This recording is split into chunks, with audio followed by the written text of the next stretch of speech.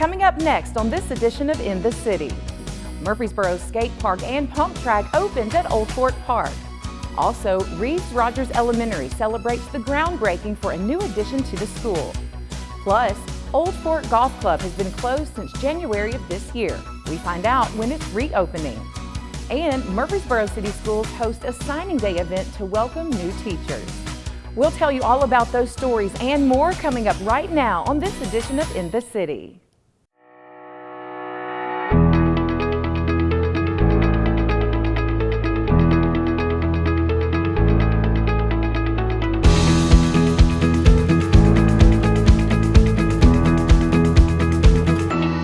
Welcome to another edition of In the City, your source for what's happening right here in the city of Murfreesboro. I'm Michael Linn White. The much-awaited skate park and pump track at Old Fort Park recently opened. After the ribbon was cut, people of all ages turned up the fun.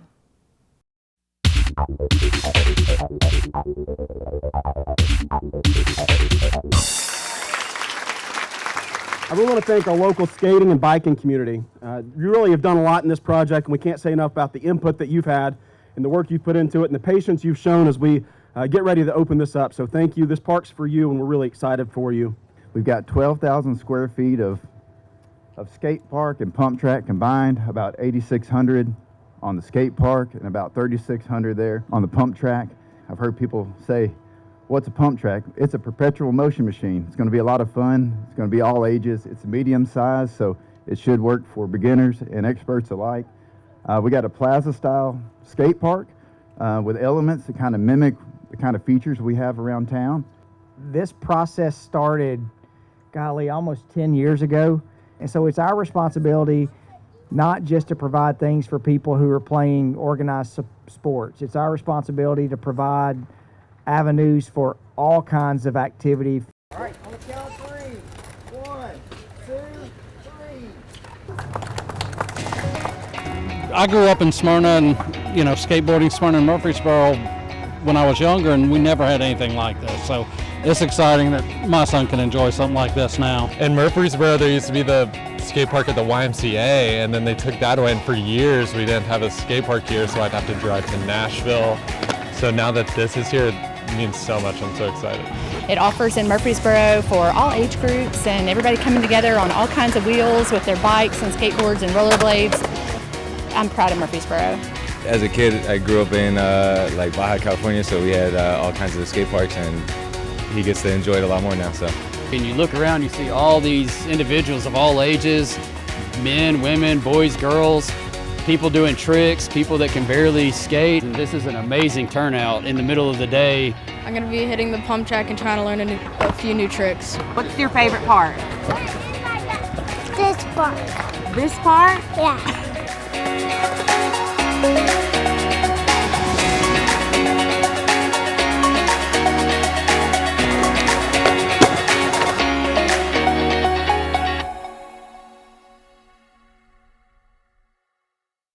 Reeves Rogers Elementary holds a groundbreaking for the new addition to the school. The project adds 4,000 square feet to the building built in 1959.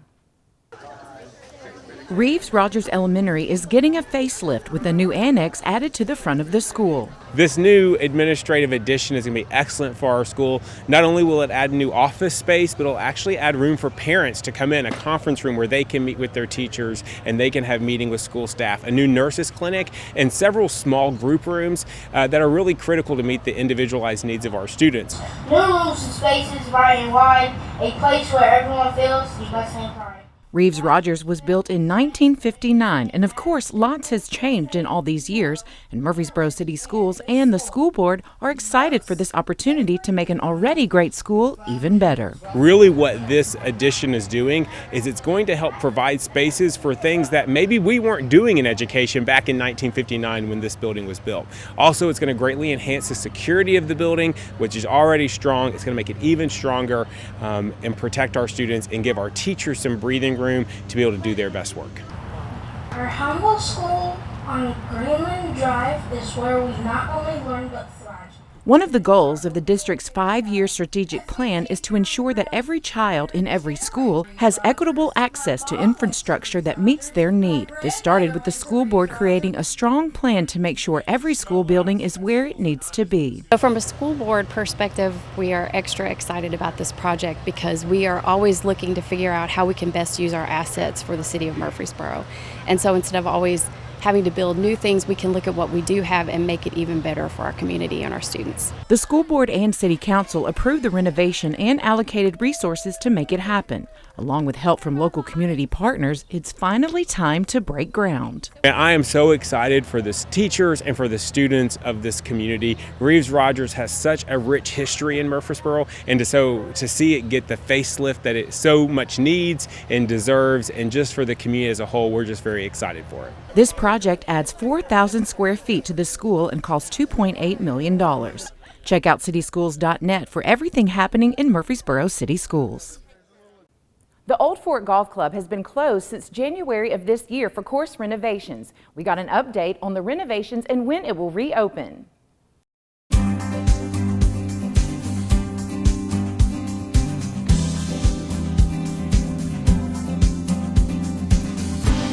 We started work on the renovation of Old Fort in January of this year. We started with the bunker renovation, and we reshaped all the bunkers, added a few bunkers, took away a few bunkers, and then in roughly middle of March, we started on our greens renovation. Basically at that point the course was shut down, was closed, and we've got a new green surface, a new warm season grass on all the greens here. Now all of the agronomy staff, they're working every day to prepare the golf course so that when you come out, hopefully it'll be a good positive experience for everybody. So behind me we've got the new driving range tee. It opened as of Monday, July 15th. We were able to move the practice tee back about 40 yards, kind of reshape the tee somewhat so that people are now able to hit their woods, their driver. That's one of the things that people have been asking for, and I think people are now happy that that's something that they can do. We've also got a couple new options for how they get golf balls. So they come in bags, 3 different sizes, so they got more choices. They can hit all the clubs in their bag now, and we've tried to just elevate that experience for them when they come out to practice here. Grass was planted back in May, but we were working really to establish, especially on the greens, to establish the root depth of the greens. So, on a good day, we'll have 200 people walking around on the surface of the green. And in order to get some speed out of the greens, you've got to be able to mow that grass very low. And so in order to be able to do that while also not killing the grass, you really have to make sure you've established some good root depth. And so that's really what our staff is doing now, is slowly working the height of that grass down. The previous greens were bent grass greens, which was a cool season grass, and everything else was Bermuda, which loves the warm weather. And so over time, those greens shrunk close to 10% in size, and then also because the Bermuda would overtake the bent grass in the summer. So behind me, you can kind of see that there's a very specific shape that the architect has envisioned. And then you also get a contrast now that we've got a zoysia grass collar and green and a Bermuda grass, rough and fairway. You kind of get more contrast and colored between those two, and then you'll see that everything's a little bit larger and it's going to be a little bigger as we've restored the greens back to their original shape and size. A lot of what you can't see with the bunkers is the drainage and what's underneath the sand that's going to allow them to be in a better playing condition year round, where they drain better, but it'll be very consistent, no puddles, no washouts, no mud mixed in with the sand, so it'll be just a much more consistent playing surface in every single bunker. We're definitely ready to welcome people back. I know they'll be excited about the changes.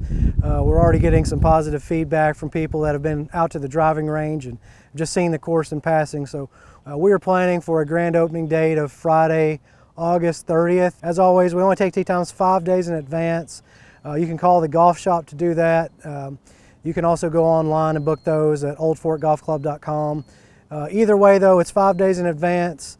starting at 7 a.m., whether you call on the phone or you go online, as we look forward to welcoming everybody back and see everybody again. Murfreesboro City Schools celebrates the arrival of its newest educators with a signing day held at Scales Elementary.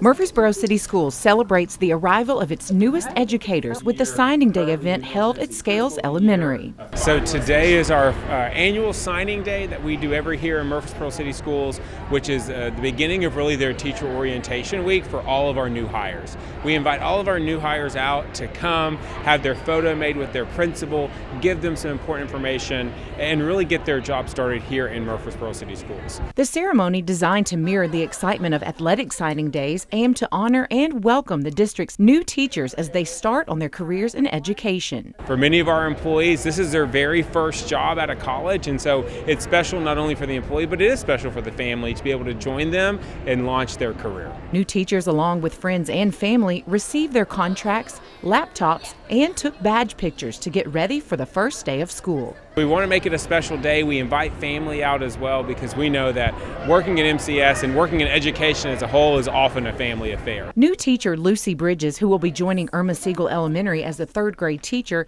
shared her excitement of teaching at the same school she once attended. Teachers at Irma Siegel made me want to be a teacher. I just looked back at my years and how much they loved me and pushed me, and I realized I want to do that for kids, and I knew there was nothing else I wanted to do. So yeah, the teachers at Irma Siegel, I looked back and I was like, I want to be like them. So it's exciting to get to start my career at the school where it all started for me. By celebrating the arrival of new teachers in such an enthusiastic way, Murfreesboro City Schools aims to create a positive and encouraging environment, something these new hires are already excited about. When I was younger, I just had so many great teachers before me. It just felt natural. I loved helping people, and now that I've gotten older, I love helping kids feel comfortable in the school, space and helping them. So I just feel like I fit right in. As the new school year approaches, the district looks forward to contributions these new teachers will make to the academic and personal growth of their students and themselves. Elementary-age students get a lesson in law enforcement during an annual summer camp that's very popular with the kids. The Murfreesboro Police Department just held its Junior Officer Summer Camp. The camp is run by student resource officers from the School Safety Division. Our camp is focused on giving kids a glimpse of what it involves being a police officer, stated Sergeant Haley Shannon. We take a week and mix it with fun activities and classes. This was our third year hosting, and it was a great success. The last day of the camp is a trip to Burrow Beach for some fun and the sun. They get to meet all of us because obviously they come from different schools. So we introduce the SROs, we introduce our command, our supervisors. We'll go to the police department, and then they get to see pretty much everything. All the small functioning pieces of the police department outside of what you see in your school as an SRO or as the patrol officers. One of the popular areas for the campers is the firing range. They learn the type of training that takes place there and the strict safety rules that officers follow. We show the firing range because one of the things that we do with the kids, they have a couple of different gun safety classes that they do. So when not teaching them to use a firearm, but teaching them if you find a firearm, what do? Don't touch it, those kinds of rules. We show them the firing range just to show them how safe, even when we're training with our weapons. So we just show them all the different types of stuff that we can do inside of the range, where it's a controlled and safe environment to use our firearms. What we learned is that the firing range is usually used for when officers need to do their firearm training again, and other stuff like target practice. They can have on different settings for different times of day. Another popular area is a tour through the officer's car. A lot of equipment is stored in the cars, and they explain what it's used for. Some of our officers are FACT officers. Some of our officers are SWAT officers. So each one of our cars has different gear, and we have to show them where we keep that. As well as the Dodge Chargers, they're new to our division. We're the only division in the police department that uses Chargers. So it's super exciting for these kids to see these brand new cars that we've just got at the police department, and they get to see how we work the lights, how the sirens work, and just all the small moving pieces. They have a computer to if they're going out to a call to know stuff about the call, and then they have a spotlight and of course their lights and sirens in there. Officer Reed talks about his main priorities of a student resource officer and the many hats they wear on the job. Security is number one, keeping these kids safe. I take ownership with these kids. I refer to them as my kids. They are very special to me, and I want to make sure that they're safe and as well as taken care of. These kids, they mean so much to me, and I know the other SROs. You have to have that switch to be able to turn off being a police officer and be that comforting adult that these kids need, as well as their defender, and turn it back on if and hopefully never when the situation arises that you have to use that. You should do it because it's really fun. And I enjoyed it a lot because I want to be a police officer when I grow up. St. Clair Street Senior Center houses the Mid-Cumberland Meals on Wheels program, which provides hot meals to residents who are 60 and older. These meals are delivered by a group of outstanding volunteers. Well, I've been with the Mid-Cumberland Meals on Wheels for 34 years, so needless to say, I love it. It is an awesome program, and it helps so many people, and it makes my life better. Because, you know, before I started this job, I never thought about people actually going to bed hungry. I mean, you hear about kids, but as far as older adults, I had no clue that we've got seniors right here in this town that have to go to bed hungry, whether it be they just don't have the money, or they have to use all their money on their medicines, or whatever. So it's that was one of the first things that really opened my eyes when I started working here. Well, the volunteers are, I can't say enough about these people. They are such a blessing. You know, they come in here, they use their time, they use their car and their gas to go out here and deliver these folks a hot meal. And they do it. You know, the gas prices went up here a little bit ago, and no complaints. They just keep going and delivering meals, and they affect these people's lives so much because a lot of them don't have any family, or their family maybe lives in another town. So they become very close. Everybody, we just want to tell you how much we love y'all, and y'all should know that without y'all, there wouldn't be any Meals on Wheels. Not at all. I get letters that they've written about how appreciative they are of the food, but again, they love those volunteers, and a lot of them, it's usually they'll bond with one or two of them. You know, those will be their favorites, and you know, they'll just go on and on about how wonderful they are and how they look forward to those people coming, because they just sit and watch TV or read or whatever all day. So that gives them something to look forward to. We get a lot of our calls from doctors' offices or family members that their mom or dad, grandma needs help, and so they have to be 60 years old or older. And what we do, we have like an 8-page questionnaire, and it's based on their need. It's based on what they're able to do. You know, can they stand up and for a long period of time and cook a whole meal, or do they just snack? Are they diabetic? So when we do that paperwork, that tells us how needy they are, and then after that we can start serving them. Right now, my main need is more volunteers. We've got 17 routes that go all over Murfreesboro, out 231 towards Shelbyville, up towards Milton. We go out to Milton, up towards Smyrna and down. So we go all over the place. It takes up an hour at the most, 2 of your time to deliver.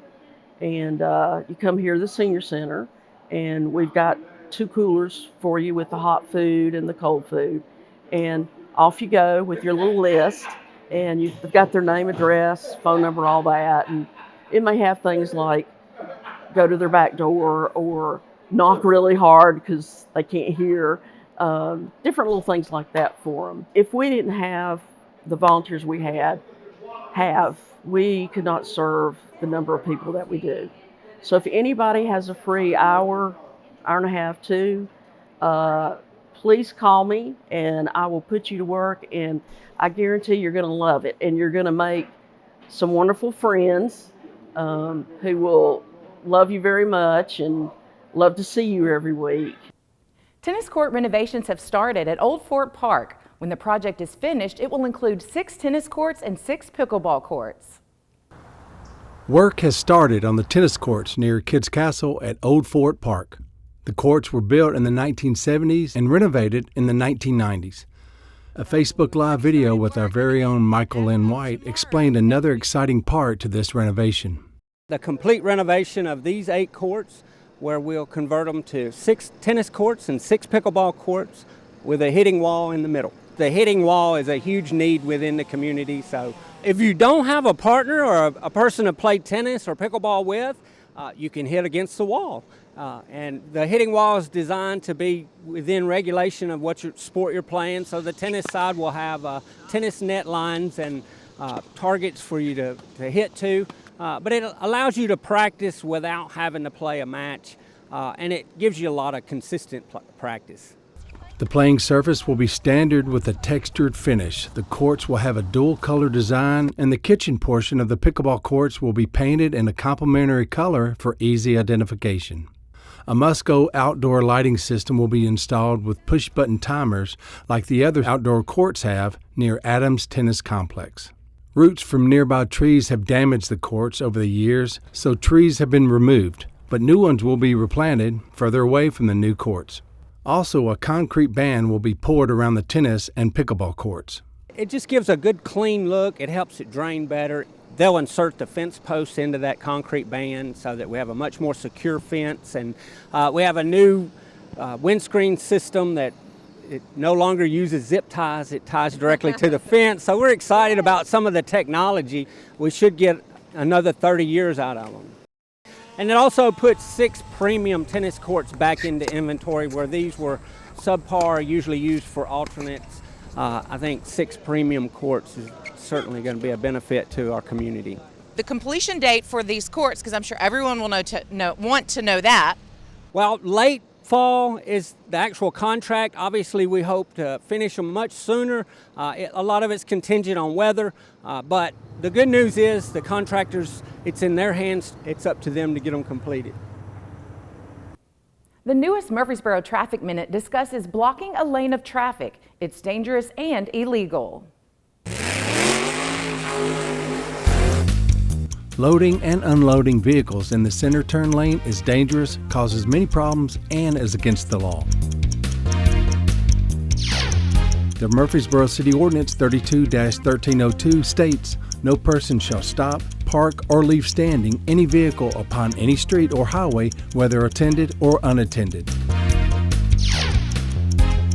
The Murfreesboro Police Department get numerous calls regarding this issue, but many times when the officer arrives, the driver has left. Not only is blocking a turn lane against the law, but the chances of the vehicle or person being struck, loading or unloading is greatly increased. Also, the vehicle loading or unloading can block the view of drivers trying to exit or enter the property. All loading or unloading has to be done on the business property.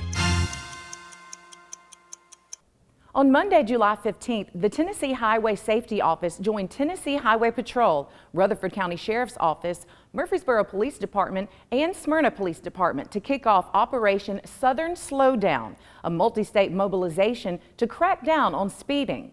The purpose of this 8th annual traffic safety campaign is to increase speed enforcement on major highways and high-risk locations during a travel period which the rate of fatal crashes is highest throughout the Southeast. The purpose of Operation Southern Slowdown traffic safety campaign is to increase speed enforcement on major highways and high-risk locations during travel period when the rate of fatal crashes is the highest throughout the Southeast. According to the National Highway Traffic Safety Administration, the number of fatal-related crashes in the NHTSA Region 4 states increased by 14% from 2018 to 2022. The 5 state NHTSA region states include Alabama, Florida, Georgia, South Carolina, and Tennessee. Simultaneous press events are taking place as we speak across all these states. The dangerous speeds motorists travel on these roads through both urban and rural areas have proven deadly in 2024. So far this year, there have been 591 fatalities, 85 of which were contributed to speed. That's one speed-related death every other day. Since January 2022, nearly 18,000 speed-related crashes have occurred involving injuries or death. Drivers must make better choices to reduce these statistics. In Rutherford County in 2023, there were 667 crashes, with speeding being the main contributing factor, and there was 5 fatalities.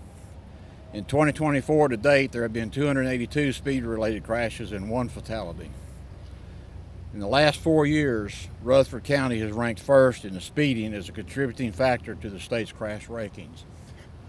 This is an effort by us and our law enforcement partners in the THSO to reduce the fatalities and to reduce the crashes in Rutherford County. And it's our pleasure to participate in this.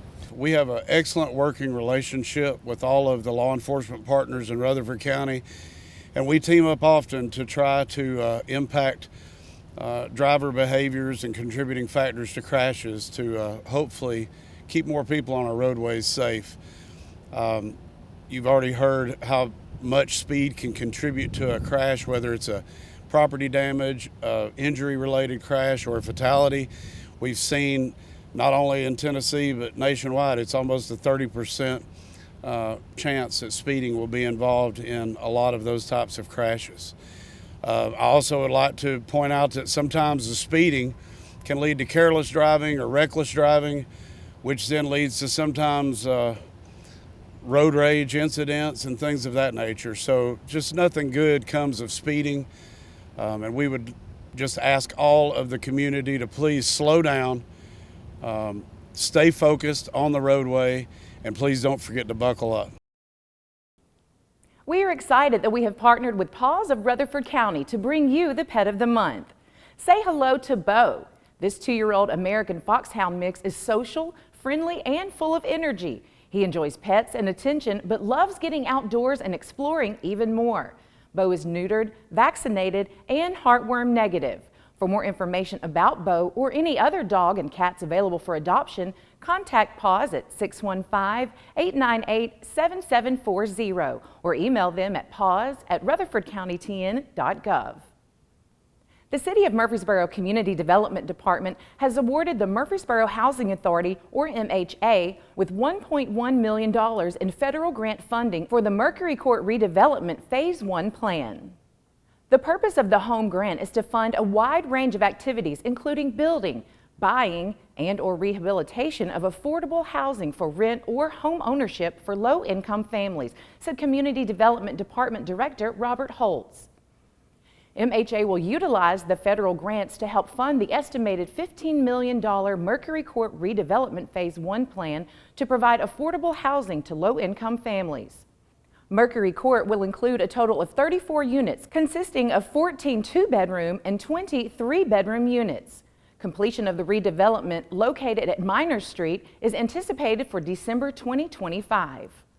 The affordable housing units will serve families at or below 60% of the area median income, known as the AMI, with 9% low-income housing tax credit, said Murfreesboro Housing Authority CEO Thomas Rowe. We appreciate the city's Community Development Department contribution to this affordable housing project in Murfreesboro. In April, MHA celebrated the grand opening of Oakland 1 and 2, 150 newly built affordable housing homes on 20 acres between North Academy and Maney Avenues in Murfreesboro. Oakland 1 and 2 is managed by the MHA. Families living in the homes pay 30% of their income for rent and utilities. Well, that's it for this edition of In the City. As always, for more information about the City of Murfreesboro or any of the stories you've seen here, you can always visit our website at www.murfreesborotn.gov. And if you want to see any of the stories that you've seen today or catch up on some of the latest city news, you can always visit the City of Murfreesboro's YouTube channel. Schools crank back up in August, so make sure when traveling through school zones to adhere to the 15-mile-per-hour speed limit. There will be a lot more activity around our schools. I'm Michael Linn White, and until next time, we look forward to seeing you in the city.